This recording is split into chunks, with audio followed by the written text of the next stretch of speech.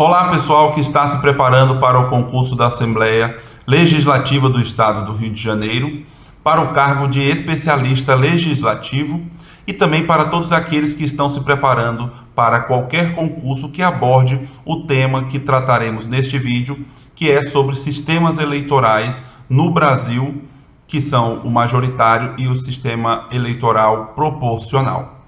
No vídeo que tratei anteriormente sobre órgãos legislativos para o concurso da Assembleia Legislativa do Estado do Rio de Janeiro, destaquei que faria esse vídeo em apartado explicando melhor a temática do sistema proporcional e sistema majoritário nas eleições, especificamente para as eleições da Câmara dos Deputados e do Senado Federal, né? Destaquei isso quando tratei no vídeo anterior sobre esses dois temas. Então, neste vídeo trataremos especificamente sobre sistema eleitoral majoritário e sistema eleitoral proporcional e expondo de forma simples e direta o que a legislação apresenta sobre estes dois sistemas, tá? Vamos começar a analisar primeiramente o sistema majoritário. Dos cargos eletivos que temos, a Constituição Federal determinou que para presidente e vice-presidente da República, governador e vice-governador de Estado e do Distrito Federal, e para prefeito e vice-prefeito municipal de municípios com mais de 200 mil eleitores, seria adotado o sistema majoritário com a possibilidade de segundo turno. O que significa isso? Se no primeiro turno de votação não for obtida por nenhum candidato a maioria absoluta dos votantes, ou seja, dos votos válidos atribuídos a algum dos candidatos, não foi atingida a maioria absoluta, que é de 50% dos votantes mais um voto. Se não for obtida essa quantidade, aí passa-se ao segundo turno de eleição. Porém, nos outros casos, de prefeito e vice-prefeito municipal de municípios de até 200 mil eleitores, e para a eleição de senador da República, seria apenas um turno de votação, eleito aquele que obtiver o maior número de votos, tá? Já o sistema proporcional é de apenas um turno e é destinado aos cargos do Poder Legislativo no âmbito federal, estadual e municipal, com exceção do Legislativo para o Senado Federal, que vimos agora há pouco que só tem um turno no sistema majoritário. Vamos entender melhor estes sistemas. A Constituição Federal determinou no artigo 77 como será a eleição do chefe do Poder Executivo Federal. A eleição do presidente e do vice-presidente da República realizar-se-á simultaneamente no primeiro domingo de outubro em primeiro turno e no último domingo de outubro em segundo turno, se houver, do ano anterior ao do término do mandato presidencial vigente. Então, no último ano do mandato presidencial vigente, haverá no primeiro domingo de outubro o primeiro turno de votação. Se nenhum dos candidatos atingir a maioria absoluta dos votantes, passará ao segundo turno no último domingo de outubro, tá? Parágrafo 1º. A eleição do presidente da República importará a do vice-presidente com ele registrado. Parágrafo 2º. Será considerado eleito o presidente o candidato que, registrado por partido político, obtiver a maioria absoluta de votos, não computados os em branco e os nulos. É o que eu mencionei, Dos votantes, são aqueles que destinaram o seu voto para um dos candidatos. Se não foi votar, ou seja, se absteve, ou se foi, mas votou em branco ou nulo, esses números não serão computados para a obtenção dessa maioria absoluta de votos, tá? Parágrafo 3º. Se nenhum candidato alcançar maioria absoluta na primeira votação, far-se-á nova eleição em até 20 dias após a proclamação do resultado, concorrendo os dois candidatos mais votados e considerando-se eleito aquele que obtiver a maioria dos votos válidos, né? Aí no segundo turno, quem tiver a maior quantidade de votação vai ser eleito, independentemente de atingir a maioria absoluta ou não. Observem que a redação do parágrafo 3º dispõe que em até 20 dias após a proclamação do resultado, né? Porém, no caput houve uma mudança em 97, dispondo que será no primeiro domingo e no último domingo de outubro os dois turnos. Então pode ser que haja um maior tempo de mais do que 20 dias entre o primeiro turno e o segundo turno, tá? Parágrafo 4º. Se, antes de realizado o segundo turno, ocorrer morte, desistência ou impedimento legal de candidato, convocar-se-á, dentre os remanescentes, o de maior votação. Tá bom? Na eleição anterior presidencial, Dilma Rousseff e Aécio Neves foram para o segundo turno. Se um dos dois desistisse, falecesse ou tivesse algum impedimento legal antes do segundo turno, a Marina Silva seria chamada para substituí-los, tá? E aí concorreriam apenas o que ficou e a Marina Silva. Parágrafo 5º. Se, na hipótese dos parágrafos anteriores, remanescer em segundo lugar mais de um candidato com a mesma votação, qualificar-se-á o mais idoso. Entende-se que o mais novo teria nova condição de se eleger e aí teria mais idade para poder concorrer, né, do que o que tenha mais idade. Tá bom? Aqui eu trouxe o exemplo das eleições presidenciais de 2014, que mencionei um exemplo rapidamente, né, no slide anterior, mas só para destacar. O eleitorado no Brasil era de 142 milhões aproximadamente, foram às urnas apenas um pouco mais de 80% dos eleitores. Destes eleitores, 104 milhões votaram em algum dos candidatos que está aparecendo aqui ao lado. Outros 6 milhões e 600 mil votaram nulos e outros votaram em branco, outros 4 milhões e 400 mil. Certo? Então, dos 104 milhões que votaram, é essa divisão que se fez. 41,59% votaram na Dilma Rousseff, 33,55% votaram em Aécio Neves. Nenhum dos dois obteve a maioria absoluta dos votantes e aí passou-se ao segundo turno. Percebam que a eleição foi no primeiro domingo de outubro, dia 5 de outubro de 2014, e no último domingo de outubro, 26 de outubro de 2014 daquele ano, certo? E para governador, a Constituição também determina, lá no artigo 28 para governador de estado e no artigo 32 para governador do Distrito Federal. Artigo 28. A eleição do governador e do vice-governador de estado para mandato de 4 anos realizar-se-á no primeiro domingo de outubro em primeiro turno e no último domingo de outubro em segundo turno, se houver, do ano anterior ao do término do mandato de seus antecessores, e a posse ocorrerá em 1º de janeiro do ano subsequente, observado quanto ao mais o disposto no artigo 77. Aquelas disposições que acabamos de ver, né?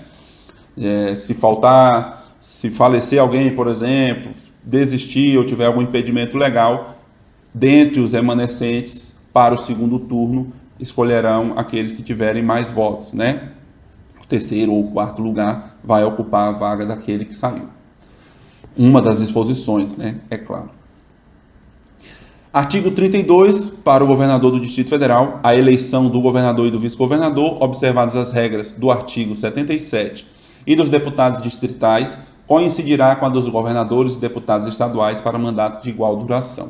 É apenas mandando observar as mesmas regras do chefe do Poder Executivo Federal também. Tá? Um exemplo nas eleições de 2014 para o governador e vice do Rio de Janeiro. O eleitorado do estado é de um pouco mais de 12 milhões de eleitores. Nestas eleições de 2014 compareceram quase 80% do eleitorado. Desses que compareceram, quase 8 milhões votaram em um dos candidatos concorrentes, né?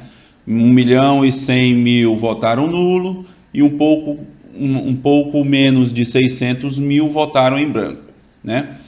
Destes votos válidos, o Pezão conseguiu 40,57% e Crivella 20,26%, portanto, foram para o segundo turno, né? Porque nenhum dos dois atingiu 50% mais um dos votos. No segundo turno, Pezão conseguiu mais votos do que Crivella e foi eleito governador do estado do Rio de Janeiro, tá bom? Para as eleições de prefeito, o artigo 29 dispõe sobre os municípios. No inciso 2 tem o preceito de que a eleição do prefeito e do vice-prefeito, realizada no primeiro domingo de outubro do ano anterior ao término do mandato dos que devam suceder, aplicadas as regras do artigo 77, que é do presidente da República, no caso de municípios com mais de 200.000 eleitores, né? Então, aplica-se o segundo turno em municípios com mais de 200.000 eleitores, tá certo? Também, para confirmar, o Código Eleitoral determina no artigo 83 que nas eleições diretas para o Senado, vamos ver mais à frente, para prefeito e para vice, adotar-se-á o princípio majoritário, tá? Um exemplo nessas eleições recentes de 2016 para prefeito e vice-prefeito do Rio de Janeiro. O eleitorado no Rio é quase de 4.900.000. Um pouco mais de 75% deste eleitorado foi às urnas. Dos que foram às urnas, apenas 3.031.000, um pouco mais do que isso, votou em um dos candidatos que lançaram sua candidatura, né? 473.000 votaram nulo e 204.000 votaram em branco. Dos votos atribuídos, Crivella recebeu 27,78% e Marcelo Freixo recebeu 18,26%. Então, foram para o segundo turno porque o município do Rio de Janeiro tem mais de 200.000 eleitores, né? Então, no segundo turno, no último domingo de outubro de 2016, também foram às urnas, aí foi um pouco menos do que foi no primeiro turno, né? 73% foram às urnas. Dos votos válidos, Crivella ficou com mais votos e foi eleito prefeito do município de Rio de Janeiro, certo? Eu peguei outro exemplo em outra cidade no estado do Rio de Janeiro, de um município que tem menos de 200.000 eleitores, tá? E que teve menos de 50% dos votos, para mostrar que mesmo tendo menos de 50% dos votos válidos, né, no primeiro turno, ele vai ser eleito, porque há a disposição constitucional de que se tiver até 200.000 eleitores, não tem segundo turno. No município de Teresópolis, no Rio de Janeiro, tem 126.595 eleitores, menos de 200.000 eleitores. Destes, quase 77% foram às urnas, e desta quantidade de pessoas que foram às urnas, 84.919 votaram em um dos candidatos, e o que recebeu mais votos, 41,33%, foi o Tricano e foi eleito prefeito de Teresópolis nestas eleições de 2016, tá bom? Para finalizar sobre o sistema majoritário, tem ainda as eleições de senador, né? O artigo 46 da Constituição, que tratamos no vídeo sobre os órgãos legislativos, o artigo 46 determina que o Senado Federal compõe-se de representantes dos estados e do Distrito Federal, eleitos segundo o princípio majoritário. Nestas eleições de 2014 foi escolhido apenas um senador, né? Sabemos que são 3 por estado. Um senador no estado do Rio de Janeiro, que foi conforme estamos vendo aqui, foi o Romário, foi eleito senador do Rio de Janeiro. E nas próximas eleições, em 2018, serão renovadas 2 cadeiras desse estado do Rio de Janeiro, né? Lindenberg Farias e Marcelo Crivella estão ocupando hoje essas cadeiras e as deixarão e poderão voltar a ocupá-la se assim forem eleitos pelo povo, tá? Percebam que é o mesmo eleitorado, a quantidade dos presentes que votaram, desses presentes, direcionaram o voto para um desses candidatos, foram apenas 7.384.906 eleitores, e o Romário recebeu uma votação expressiva de 63,43% dos eleitores escolheram ele para ser o novo senador da República, representando o estado do Rio de Janeiro em Brasília, certo?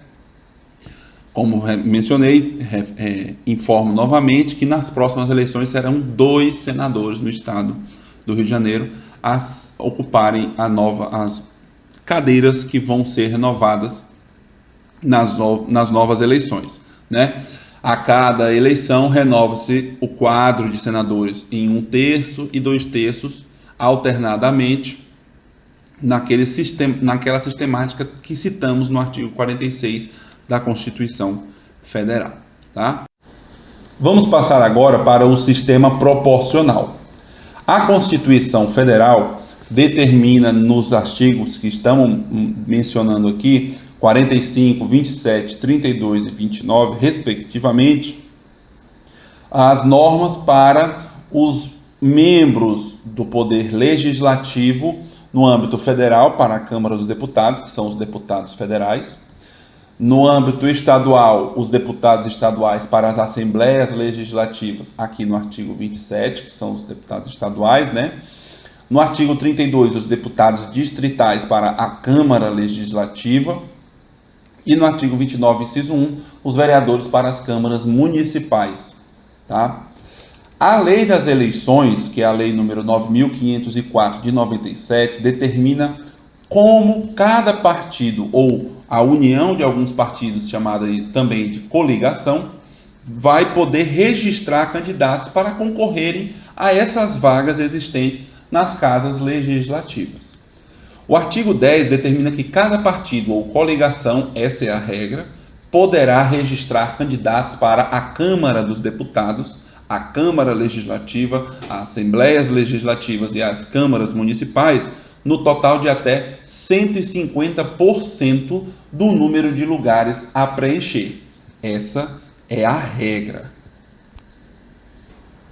Quais são as exceções? Essas exceções são novas, né? A redação dada pela lei número 13.165 de 2015, de setembro de 2015, é bem recente, vão vigorar para as próximas eleições de 2018 para a Câmara dos Deputados, Câmara Legislativa e Assembleias Legislativas, e já estavam vigorando para as eleições nas câmaras municipais deste ano de 2016. Então, a regra é até 150% do número de lugares a preencher. Vamos buscar o estado do Rio de Janeiro, que tem, pela norma do artigo 45, parágrafo 1º da Constituição, que remete à Lei Complementar 73, a quantidade de cadeiras por estado na Câmara dos Deputados, o estado do Rio de Janeiro tem garantido 46 vagas de deputados federais na Câmara dos Deputados. Então, se por essa redação do artigo 10, cada partido ou coligação, a reunião de alguns partidos, cada um deles poderá levar a lançar candidaturas, né, dos seus representantes até 150% de 46.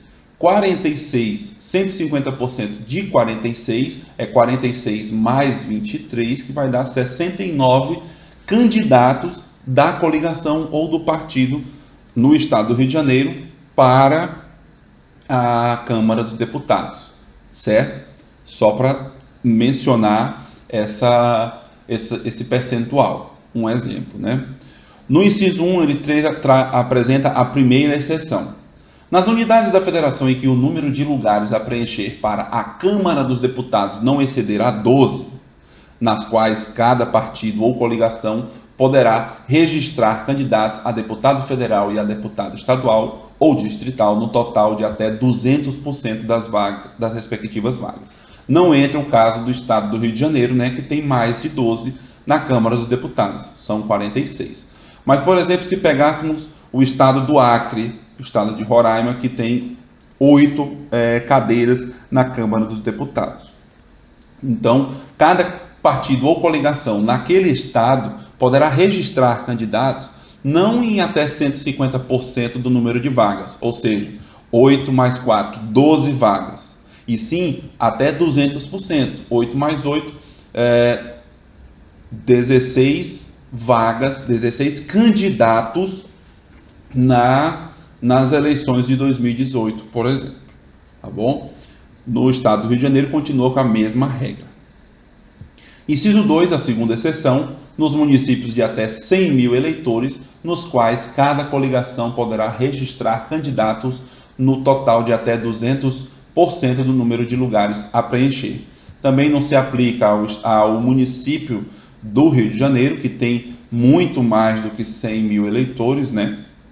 Mas se fosse o caso, seria aplicado os 200% e não os 150%. Então, aqui apresentando quantos candidatos cada partido ou coligação poderá lançar para concorrer nas eleições, certo? Ok, sabendo quantos podem serem lançados, como que funcionam as eleições? O Código Eleitoral, a Lei número 4.737 de 65, determina as regras do sistema proporcional, do sistema eleitoral proporcional para as eleições destas vagas na Câmara dos Deputados, nas Assembleias Legislativas, na Câmara Legislativa e nas câmaras municipais. No artigo 84, há a disposição de que a eleição para a Câmara dos Deputados, Assembleias Legislativas e câmaras municipais obedecerá ao princípio da representação proporcional na forma desta lei. Mais à frente, no artigo 106, o Código Eleitoral menciona que determina-se o quociente eleitoral, dividindo-se o número de votos válidos apurados pelo número de lugares a preencher em cada circunscrição eleitoral, desprezada a fração se igual ou inferior a meio, equivalente a 1, se superior a meio. Ou seja, resumindo, fiz esse quadrinho aqui. O que é o quociente eleitoral? É a divisão dos votos válidos pelo número de vagas que aquele estado ou aquele município possui em uma das casas legislativas. No nosso exemplo do estado do Rio de Janeiro, sabemos que tem 46 vagas na Câmara dos Deputados. Então, o quociente eleitoral nas eleições que existirem vai ser o número de votos válidos. O que são os votos válidos, gente? É aquela votação, aquela quantidade de votos atribuídos a um dos concorrentes. Ou, no caso de votação aqui para o sistema proporcional, em um dos votos para a legenda. É possível, prestem atenção, é possível votar no partido e não em nenhum candidato. E esse voto vai ser computado aqui nesse voto válido. Como assim, Anderson? Um candidato à Câmara dos Deputados tem o número 1919. Eu sei que aqueles dois primeiros números representam o número do partido. Então, eu posso votar diretamente apenas no partido. Na hora que eu digitar 19, já aparece a possibilidade de confirmar. E aquele meu voto vai ser confirmado para o partido sem direcionar para nenhum candidato. É possível fazer essa votação. Tá? Mais à frente eu vou explicar com exemplos detalhadamente isso que acabei de citar.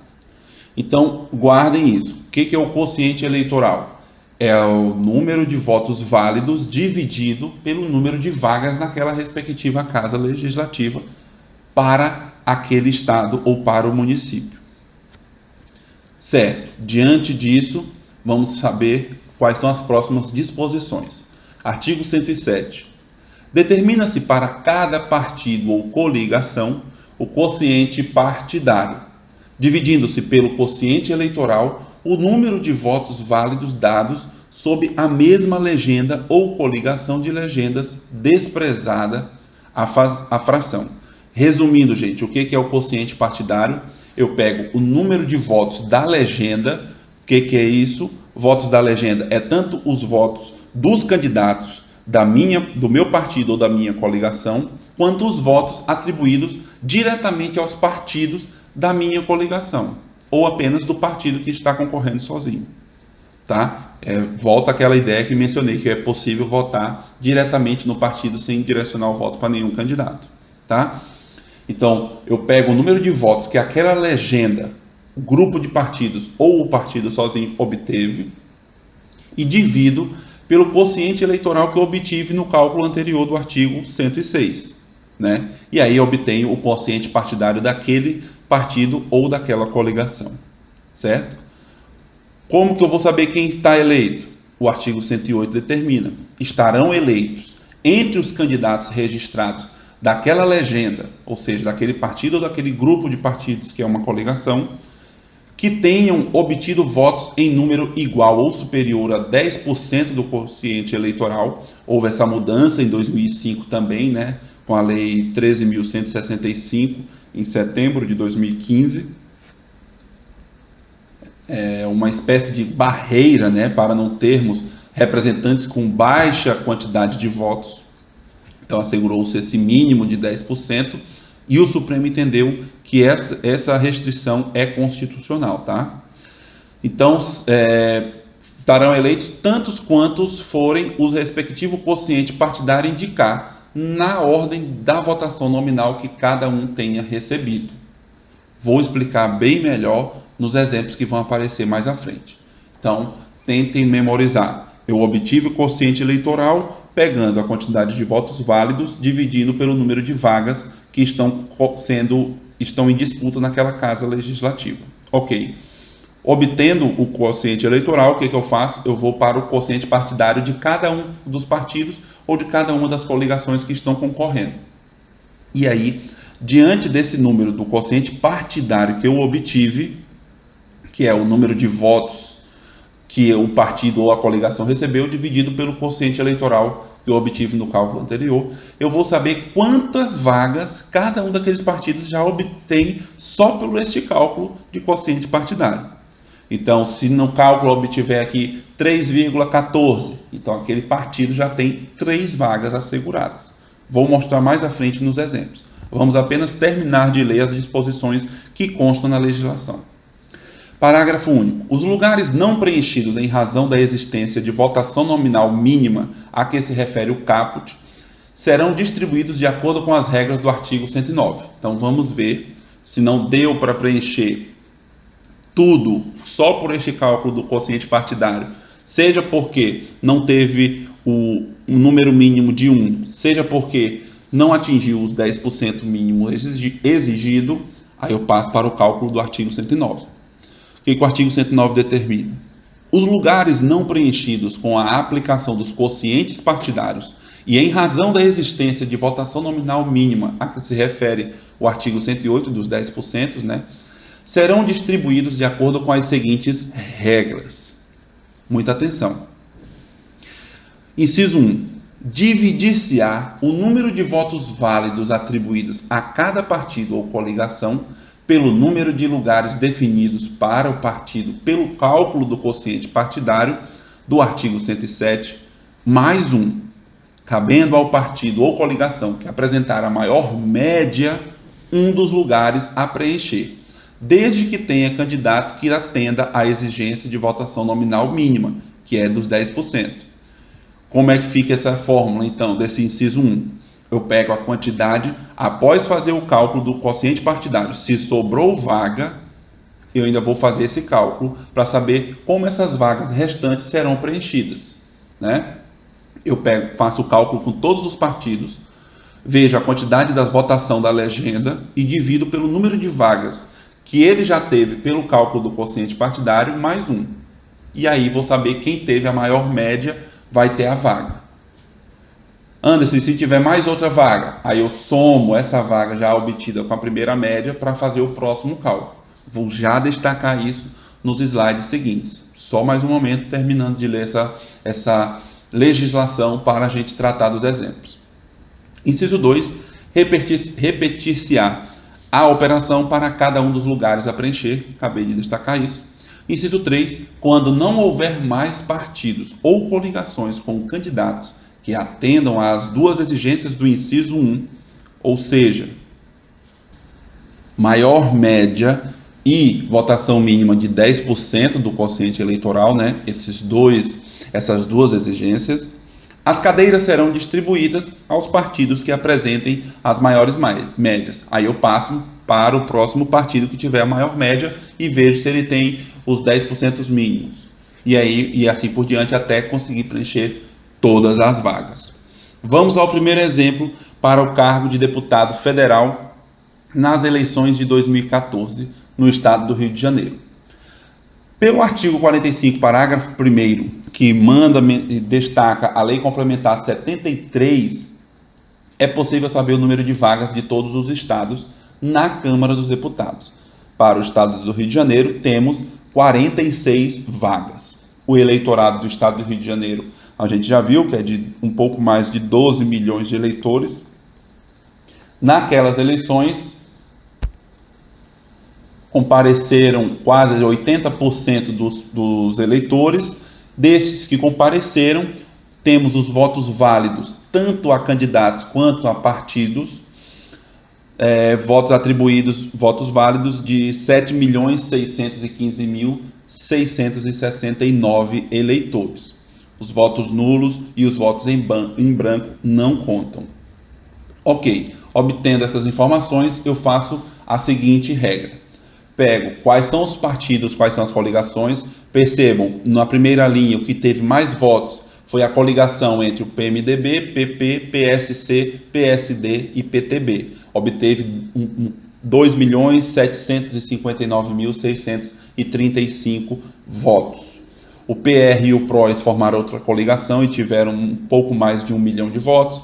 O PT, o PSB e o PCdoB tiveram quase 1 milhão de votos e assim por diante foi computando os votos. Percebam, o pessoal sozinho teve 531 mil votos, um pouco mais do que isso, né?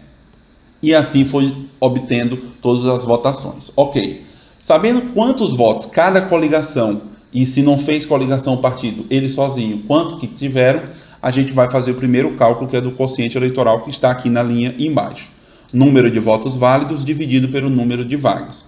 Os votos válidos, vimos no slide anterior, que foi de 6.615.669 eleitores. Destes, eu divido por 46, que é o número de vagas, e aí o quociente eleitoral obtido para a Câmara dos Deputados no estado do Rio de Janeiro é de 166.558,02. Não atingiu o número 0,5, e aí eu desprezo esse 0,2. Então, o quociente eleitoral obtido nestas eleições de 2014 no estado do Rio de Janeiro para a Câmara dos Deputados é deste valor de 165.558. Então, o partido que não obteve essa quantidade, ou a coligação que não obteve essa quantidade de votos, já não entrará, não terá nenhum representante na Câmara dos Deputados. Ou seja, esses que estão em itálico, o PHS e o PTN, juntos eles obtiveram menos do que 165 mil. O PEN também, o PTdoB, o PV, o PSTU, o PCB e o PCO tiveram bem menos do que o quociente eleitoral. Então eu pego os partidos que tiveram mais e vou fazer o próximo cálculo, que é do quociente partidário, né? Juntei aqui todos os partidos que tiveram mais do que o quociente partidário e fui fazer o quociente mais do que o quociente eleitoral e fui fazer o cálculo do quociente partidário. Percebam, na terceira coluna, o quociente partidário, o que significa? O número de votação da legenda dividido pelo quociente eleitoral, né? Então, a votação da legenda da primeira coligação dividido pelo quociente eleitoral deu 16,66. Ou seja, essa coligação já tem 16 vagas, tá? A segunda coligação que teve mais votos foi a do PR e do PROS. Juntas, elas tiveram 7,42 de quociente partidário, ou seja, terão 7 vagas, né? Vimos na legislação que tem que desprezar essa fração, mesmo que seja superior a meio. O PT, o PSB e o PCdoB juntos tiveram quase 1 milhão de votos, dividindo-se pelo quociente eleitoral, obtemos o número de 5,96, despreza-se a fração, e o número 5 é a quantidade de vagas que a coligação obteve pelo quociente partidário. E assim foi fazendo em cada um das coligações e dos partidos. Fazendo esse cálculo, obtivemos 40 vagas por quociente partidário. Antes, então, faltaram 6 vagas. Como é que eu faço agora? Próximo slide, apresento detalhadamente cada um dos cálculos. Percebam que a primeira coluna é dos partidos que atingiram o quociente eleitoral, ok? A segunda coluna já é o primeiro cálculo a ser feito por média para a primeira vaga. Como que eu vou saber?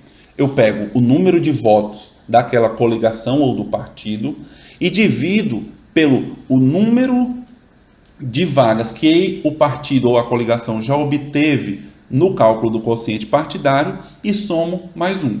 Exemplo, na primeira linha aqui, o PMDB, junto com os demais partidos, obtiveram um pouco mais de 2.700.000 votos.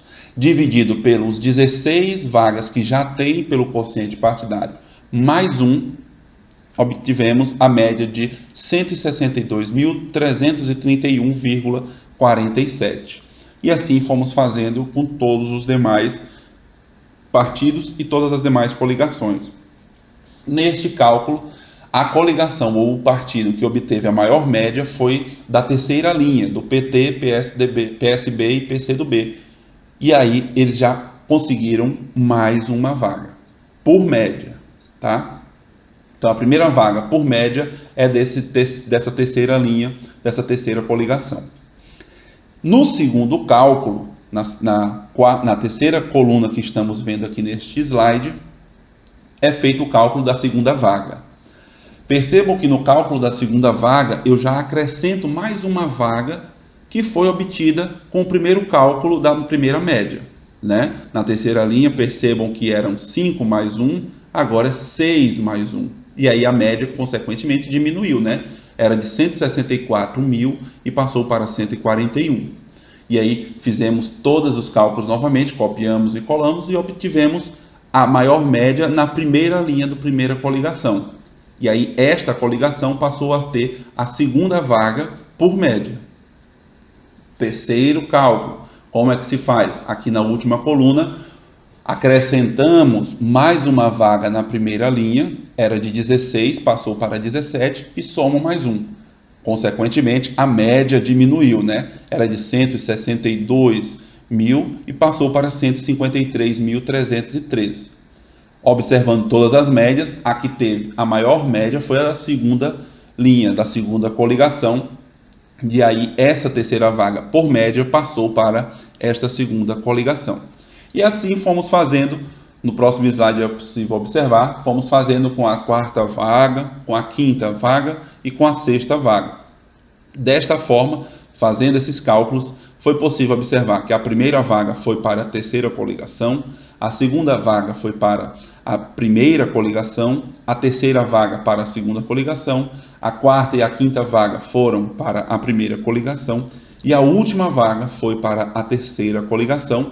Na última coluna aqui é possível observar quantos cargos cada uma das coligações e partidos tiveram nestas eleições de 2014 para a Câmara dos Deputados nas vagas do Rio de Janeiro.